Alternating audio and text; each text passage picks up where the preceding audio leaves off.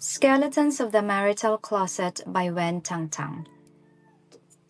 Chapter 1661.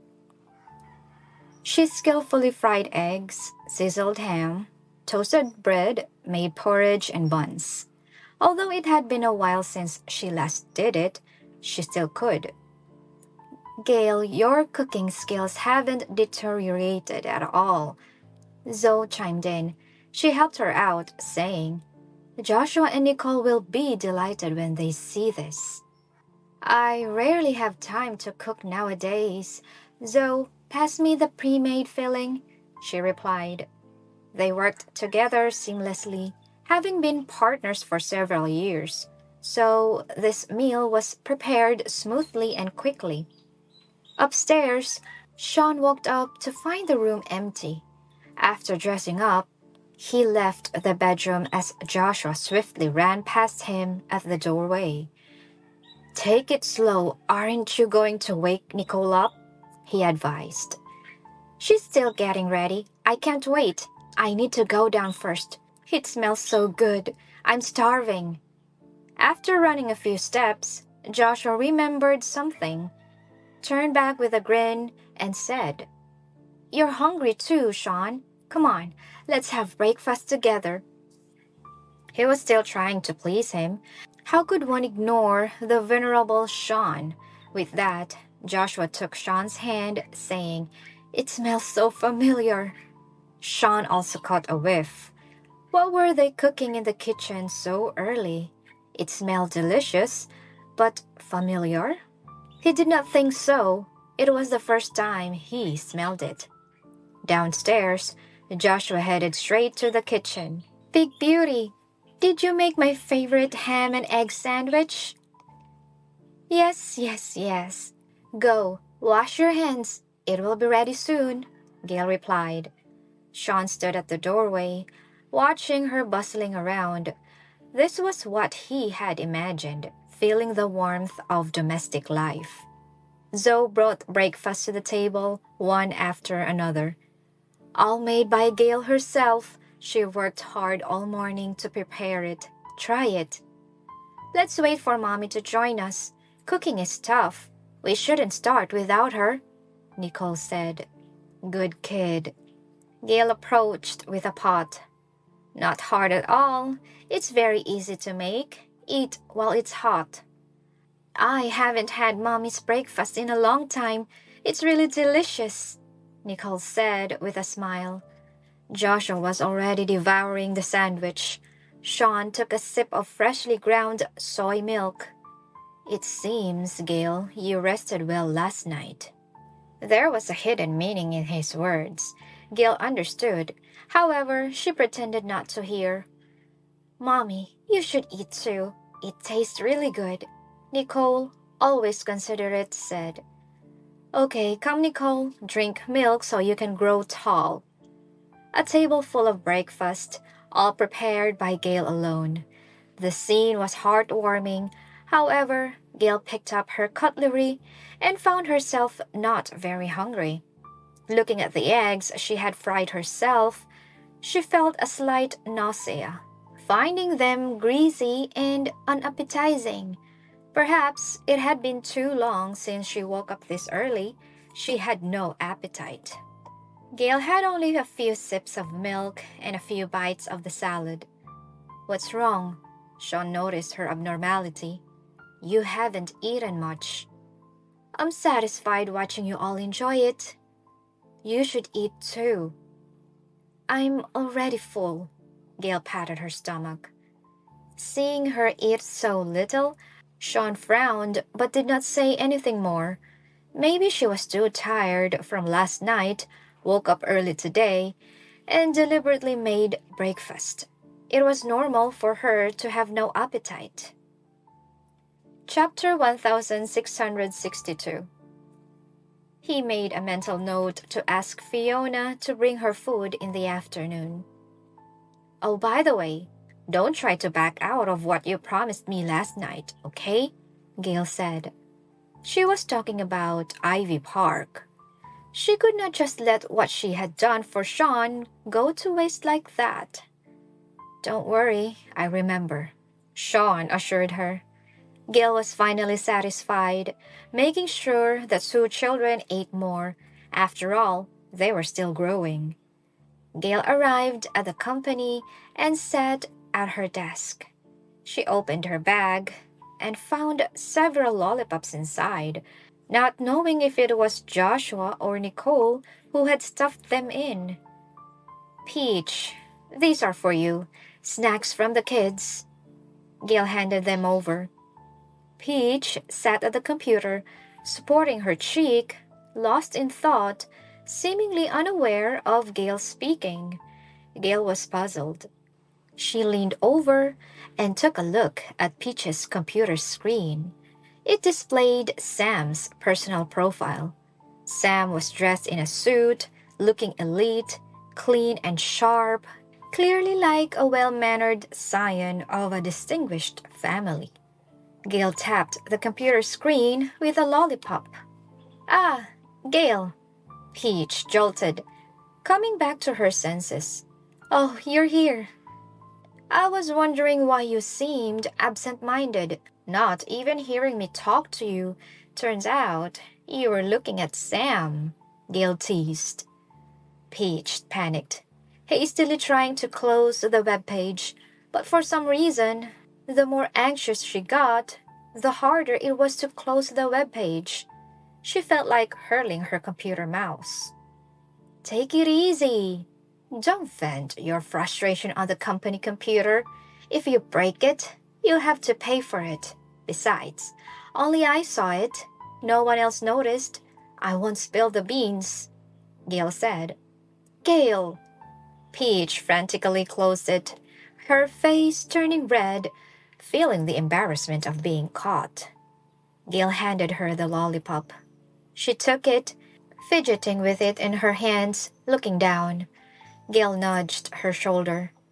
So, someone's got a crush, huh? I told you. What's wrong with Fiona? Wouldn't you be interested to date her? But it looks like you have a thing for Sam. Hush, hush! Peach quickly signaled her not to continue. Gale, you have to help me keep this a secret. Since she was caught red-handed, Peach did not bother denying it. She accepted her fate. The more she explained, the more she would be covering up. She thought it would be better to be honest. She also understood that her feelings could not be concealed. They would be discovered sooner or later. Gale was also taken aback, not expecting Peach to admit it so directly. She thought Peach would come up with some excuse. It seemed she had really fallen for him. Gale looked around. Seeing no one paying attention, she lowered her voice. Before it's official, I won't spread it around. Once it's official, you can announce it yourselves. How is that possible? And an official announcement? Gale, you're giving me too much credit. Sam's status and mine, Peach said. I've said it before, don't underestimate yourself. You're excellent. I think I can be compared to ordinary people, but compared to Mr. Carson, nobody would even think of pairing us together. Gale replied, Sam and I grew up together, studied together for over 10 years. I know his personality and worldview very well. He doesn't care about family background or social status, so it's really possible for something to happen between you two. Peach remained silent. Chapter 1663. Give it a try. There's still a chance. If you don't try, you'll just have to watch him end up with another girl. Gale cheered her on. Sam is still single to this day. It means he hasn't found someone he likes among the girls around him. I'm just a passing acquaintance. I won't be his future. But Peach, you could very well be his future. He doesn't dislike you and even finds you cute. Your chances are high. Take more initiative. It's not just the guys who can make the first move. Peach still felt insecure. Can I really do it? I say you can, so you can. I know Sam's preferences, personality, triggers, and boundaries very well. I can assist you like no other girl can. Peach smiled. Gale, you're really kind. Watching her fall in love, Gale could not help but sigh in her heart. Young love was always so refreshing. Because I genuinely feel that you two are a good match. But a few days ago, you said I matched well with Fiona. Well, that was obviously a joke. Oh, forget about the past. When I greeted Sam, I deliberately steered the conversation toward you. He even said you're a very nice girl. I've tested the waters for you, Gale said. Peach's eyes lit up. Go for it. Go for it. I wish I could personally chase Sam for you. Once you catch him, you too can register for marriage at the Civil Affairs Bureau. We haven't even held hands yet, Gale, and you're already talking about marriage? It's too fast. Gale laughed heartily. She was indeed in a hurry. Perhaps it was her lack of experience since she was playing matchmaker for the first time. She even wanted to lasso Sam and Peach together immediately, have them chat face to face, and start building a life together. She wanted them to confirm the relationship today, announce their love to the world tomorrow, and get the marriage certificate the day after tomorrow. Gale felt delighted just thinking about it. Unfortunately, it was just wishful thinking. When did you start liking Sam? Tell me about it. Oh, shy, huh? Can't even tell me? Gale asked. Peach covered her face, gently swaying. Gale thought she was already quite shy, but surprisingly, Peach was even more easily embarrassed. Perhaps Peach was still young and lacked experience, unlike her, who had been with Shawn and had developed a knack for resisting every day. Peach was still a young girl. Okay, I won't ask. Gale sat back at her own desk. Focus on your work. People are coming and going in the office. If someone sees you daydreaming while looking at Sam's photo, who knows what rumors might spread. Peach explained. I wasn't daydreaming while looking at his photo. I caught you in the act and you're still denying it? I was going to the official website of Carson Group to check some information and copy it. But when I opened it, I saw Mr. Carson's photo and I suddenly got lost. Forgot what I was doing. The more Peach spoke, the redder her face became. She quickly moved the mouse, completing her assigned tasks. When you love someone, you cannot hide it. Gale, having been through it, understood. Chapter 1664.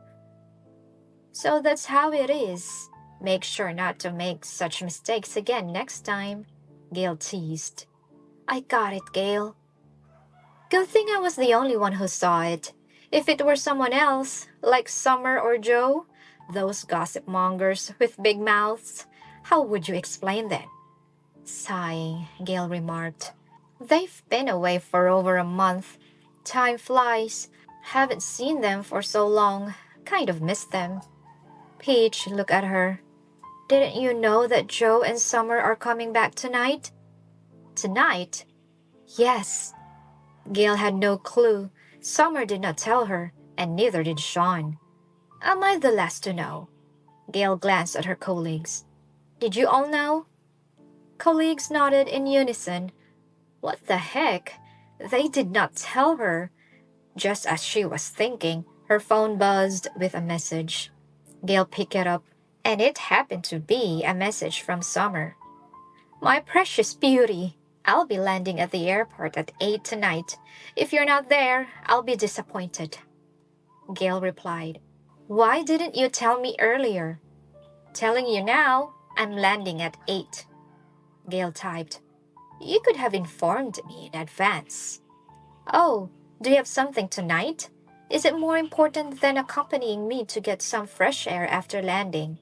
Don't tell me it's with Shawn. I'll strangle you, believe it or not. Gale was about to reply when a message from Shawn came. Gale, there's dinner at 7:30 tonight. Ivy Park and her agency's president will be there. Are you coming? Shawn definitely arranged this dinner.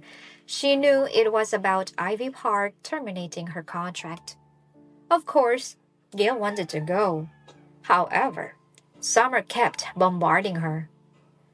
After so many years of sisterhood and going through hardships when I was away, I really want to talk to you, meet up, and have a meal. You're actually refusing me? Do you have a conscience? Is a man more important than me? Refuse me and we're done. Your call. Holding her phone, Gale was torn inside. In the end, she replied to Summer, I'm coming. That's more like it. Love you, mwah. Look at the speed at which a woman's emotions change. One moment, threatening to end the friendship. The next moment, all lovey-dovey. Gale sent a voice message to Shawn. I can't make it tonight. Summer is back and I need to pick her up. Handle the matter yourself.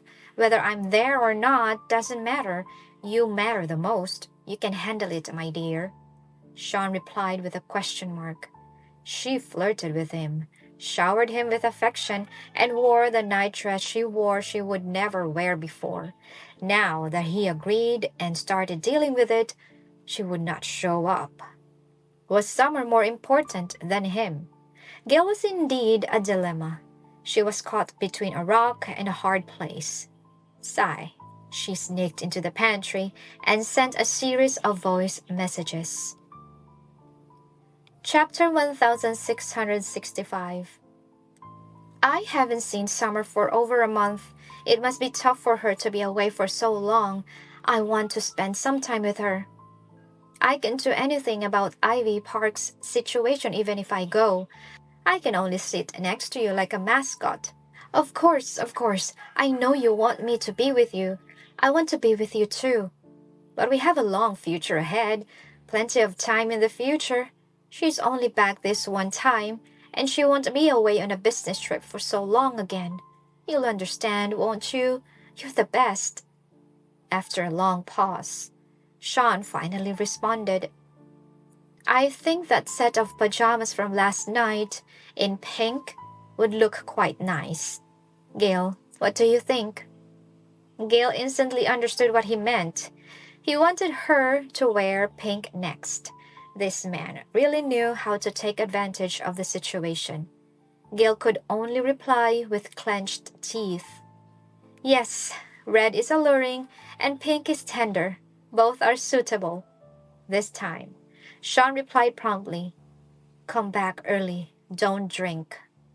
Ah, man. As soon as they meet their psychological expectations, they immediately change their tone. Summer, oh Summer, for the sake of our sisterhood, she has sacrificed and contributed so much. Gale put away her phone and returned to her workstation. That night at the airport, Gale arrived on time at the arrival gate, waiting for Summer. She kept looking around, and finally, in the crowd, she saw that familiar figure. Joe pushed a luggage cart, and Summer walked beside him. The two of them were chatting, seemingly getting along well. Normally, these two would be at odds, always at each other's throats in the company. It seemed that they had no one else to talk to during the trip and had developed a decent rapport. Well, judging by this trend, Joe and Summer might get together first. Sam and Peach might take it a bit longer. After saying that, she waved vigorously. Summer, over here! Summer saw her and immediately abandoned Joe, rushing over. Gale! The two of them joyfully embraced each other. Watching this scene, Joe smiled.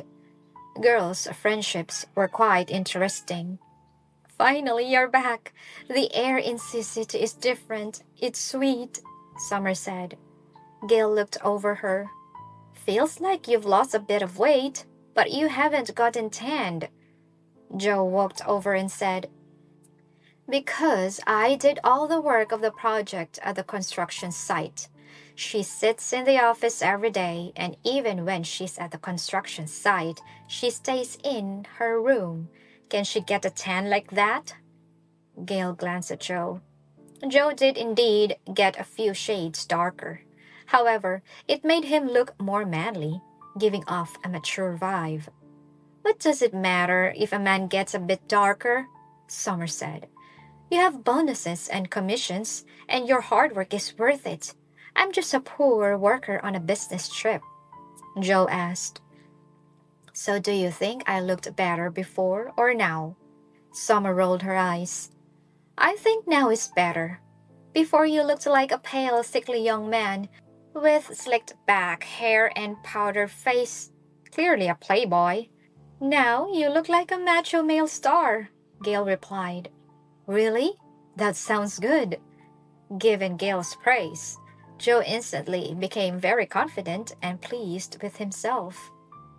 Yes, maintain this complexion. It's especially manly. Gale nodded. Don't change your complexion here. Summer here like this, understand? If it were before, Joe would surely say, why should I care about what she likes? Chapter 1666. However, Joe stayed silent, did not retort at all, and even discreetly glanced at Summer. Summer reached out to cover her mouth. What are you talking about? When did I say I liked him? Gale laughed and evaded.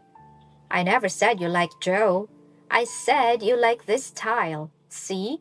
It's because you've been subconsciously thinking about Joe that you automatically associate my words with him. Summer stomped her foot. Gale, you've changed. Yeah, for the better. You've turned tricky after getting back with Shawn. Gale nodded. We're a married couple. Influencing each other is normal. When you and Joe... Hey! Summer raised her voice, interrupting her. Gale stopped. All right, if she continued, Summer might really get angry. Seeing Summer like this, Gale smiled and remained silent. She found it quite amusing. Teasing Peach during the day and Summer in the evening. Watching both of them blush and act shy was quite entertaining. Women in love seem to have the same demeanor. Gale thought that she must have been the same before, so Summer used to tease and mock her. Now the tables have turned, and it was Gale's turn to mock Summer. Moreover, Gale noticed that although she was still shy, her face was thin-skinned. In matters of love, she was much stronger than Summer and Peach. Those two blushed more easily than her. Looked like Gale was trained well by Shawn. He was an experienced trainer, as he often says shameless things. All right, I won't say more. You guys know what's in your hearts. Gale pointed ahead. The cart is parked there. Let's go. Let's go. I really want to eat at the steak place we used to go to. I've been daydreaming about it day and night. Okay, I guess you wanted steak, so I've already reserved a table. Joe pushed the luggage cart, silently following behind. The driver stepped forward. Mr. Winter, let me. He let go, hesitated for a moment, then spoke. You two want to go for steak? Yes. Is it convenient to take me along? Joe raised an eyebrow. I can foot the bill. Gale did not answer. Instead, she looked at Summer. The decision was in her hands. Not convenient. We can afford this dinner. Thanks for your kind offer, Mr. Winter. Summer refused. Joe sighed. Didn't expect there would be a day when I couldn't spend my money. If you really want to treat me, just transfer me the money. Do I look like a fool? Summer smiled faintly. Not at all. Let's go. She pulled Gale into the car, not even glancing at Joe. Joe did not force his way in, did not make a scene, and just stood quietly outside the car, watching them leave. He even waved goodbye. He knew Summer would not take him along, but asking gave him some hope, just in case. As a result, he clearly went ahead of himself. A woman's heart is truly cruel. She left him at the airport. Well, he could only find Shawn, have a drink together, and ease his frustration. Chapter 1667. Unexpectedly, Shawn did not answer his call. Darn, do I have to spend my first night back in the country all alone? Joe muttered. The car sped along the airport expressway. Summer kept looking back. What are you doing? Can't bear to part with Joe? Gale asked. Definitely not. Then why do you keep looking back? Summer replied. I'm afraid Joe will take a taxi, follow us, tail us all the way to the steak restaurant, then sit down and start eating like nothing happened.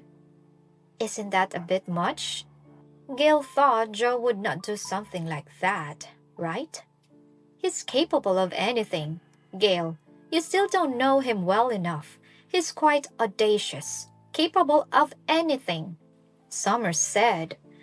She needed to be cautious because Joe might actually do this. Unable to resist, Gale looked back. So, did he take a taxi? No, he's still standing in the same place. Summer sighed in relief. After spending every day together, seeing each other all the time, I need to be apart from him for a while. How could they still eat steak together? What a joke. Besides, Gale, I just want to crazily vent to you about what happened there, what we experienced. If Joe is there, it's not convenient. Fine, vent as much as you want. I'm all ears. It's good to be home, Summer relaxed, happily looking at the familiar night scene outside the window. I can sleep in my own little nest. No need to stay in a hotel. Yeah. Gale looked at her. Did you and Joe stay in adjacent rooms? Yes, speaking of this. Summer could not help but start complaining. Clearly, the company arranged the presidential suite on top of the floor for him, but he refused to stay there and insisted on coming down to stay next to me. He was probably worried about you being alone. If he's next door, he can rush over if there's any noise or trouble. Summer was stunned for a moment. She had not thought of that. With Gale mentioning it, it seemed to make sense. So, did she misunderstand Joe? You don't think he wants to harass you, right? Gale saw through her thoughts. No way, right? Joe wouldn't do something so tasteless. Summer, can you not be so suspicious? It's a new and foreign country. It might not be safe. He's looking out for you. Summer was about to speak when she suddenly remembered something. No. Huh? We worked together during the day, and I practically became his secretary. But at night, it's my personal time, right? Although there were no friends or gatherings, I could go there. But at night, either he was in my room or I was in his room, Summer said. Gale was stunned. Huh? I could have watched shows to pass the time, right? But he insisted on staying or using work as an excuse. He'd call me over. I was so tired. Only then would he let me go back to my room. Tell me, is he trying to protect me? As she spoke about this, Summer got angry. She hated it to the core. What she told Gale was not the whole story. She concealed a part of it. Imagine, alone in the same room with a single man, Summer had to be on guard against Joe, preventing him from going wild. What if he suddenly unleashed his animal instincts? What would she do? Call the police? Scream? Who would come to rescue her? Chapter 1668. Summer felt like she was in prison, spending every night alone with Joe. She was in agony. like constantly being on pins and needles. Although Joe did not make any physical advances, he behaved too casually around her. She would be in the room and he would just go to take a shower, wrap a towel around himself, and stroll around, not bothering to wear pajamas. Thinking back now, Summer felt her scalp tingling. Those days are finally over. She was now liberated. Just as she was thinking this, Gil suddenly asked, "So you two spent so many nights together and nothing happened?" "What?" "It's normal to have a little fling." "Gale!" Summer reached out to hit her. "Whose side are you on anyway?" Gale laughed and dodged. "I'm just using common logic to make speculations." It was quite obvious that Joe liked Summer. It was man's nature to be addicted to the chase. Gale had been through it, so she knew what could happen when a man and a woman were alone in a hotel room. She has had her share of experiences with Shawn. She knew. Either Joe was too lousy, or Summer was too hard to handle. Currently, it seemed like their relationship was still pure. Meanwhile, in a private room of Sea City's finest hotel, Shawn walked in, led by the manager. The table was already filled with people, and only the main seat was empty. This position, of course, could only be taken by Shawn. Mr. Wood, the president of the agency, immediately stood up to greet him. "You are finally here. Please have a seat." He was quite enthusiastic. Everyone knew Shawn had a high status in Sea City. To be able to meet Mr. Wood was a rarity.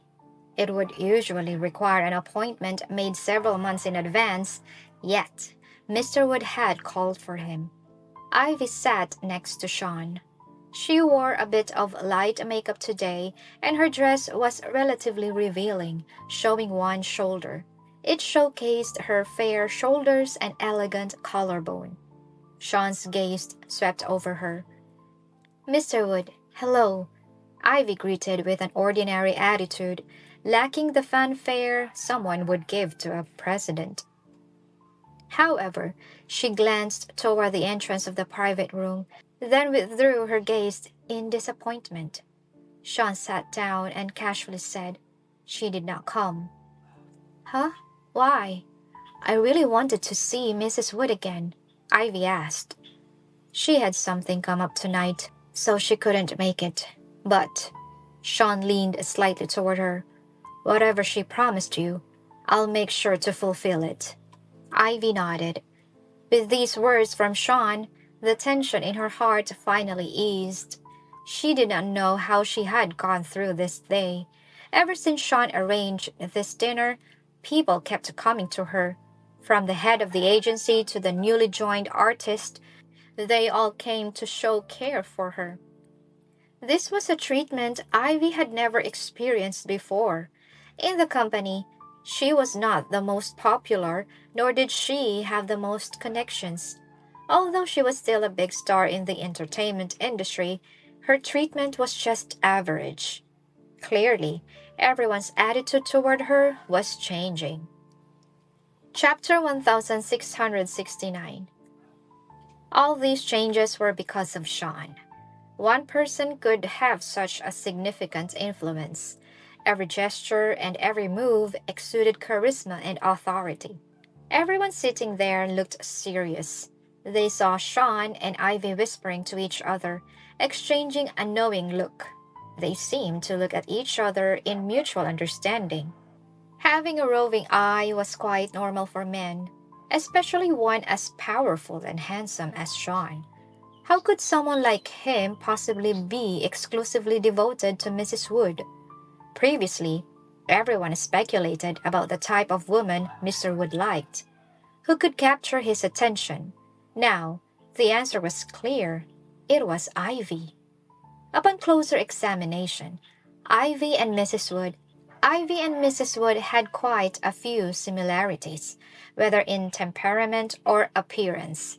They were not helpless and delicate, but opinionated and strong. It seemed Mr. Wood had a preference.